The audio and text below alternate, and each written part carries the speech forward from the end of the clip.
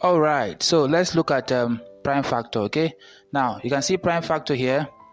Where's my pen? Okay, prime factor here. Now prime factorization is expressing a number as a product of its prime factors. Okay, so we are going to try to express number as a product of its prime factors. Very, very easy. Okay, very, very easy.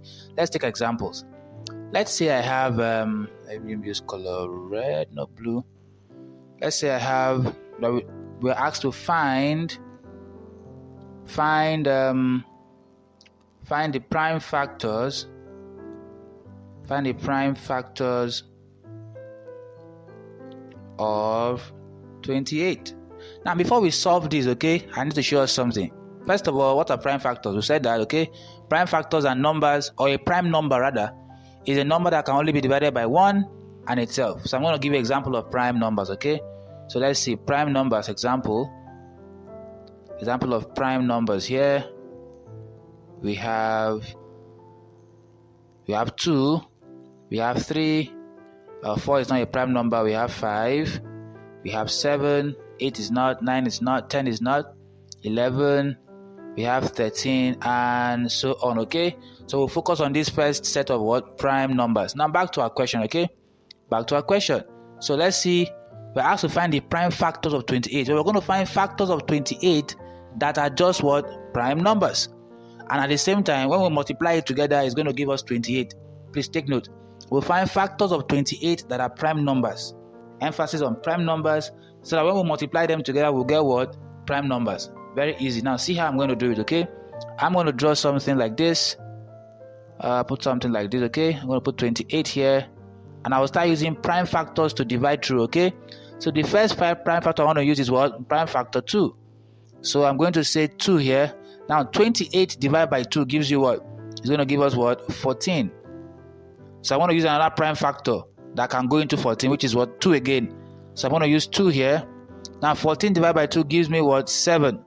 I'm going to look for another prime factor that will divide 7 without a remainder. 2 cannot do that. 3 cannot do that. 5 cannot do that. But 7 can. Okay, 7 can.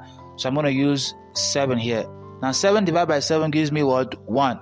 So my final answer here will be these factors that I have, that I circle here, okay? Which is going to be 2 times 2 times 7. Now these are the prime factors of what? 28.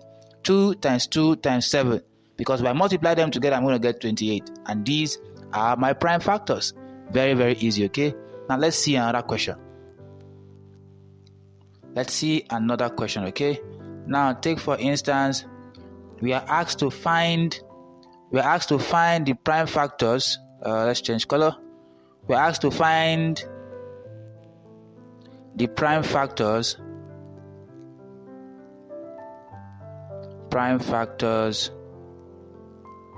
of, let's say, number 30. So I'm going to do the same thing once again. So I have 30 inside here. I'm going to use prime factors only. Remember, it's prime factors only. So I'm going to use 2 here. 2 can go into 30, right? Or 30 divided by 2 gives me 15 without a remainder, right? So perfect. Now I would love to use 2 here, but 2 cannot go into 15 without a remainder. So I'm going to use what? Another prime factor, okay? Most likely I'm going to use, let's say I use 3. 3 into 15 can go comfortably because 15 divided by 3 is going to give me what? 5. It's going to give me 5. So I'm going to use 5 now because all these numbers are prime factors, right? They're prime numbers and they can go into these ones. So 5 divided by 5 gives me 1. You see? So I've used numbers that are not just casual numbers, but prime numbers. And right now they are also factors of what? Prime factors of the number 30. So my answer here is going to be what? 2 times 3 times 5. This is prime factor calculation. Super easy. Super easy. Go to your textbooks and try other ones. Keep using only prime numbers to factor into the number you are given, okay? Super easy.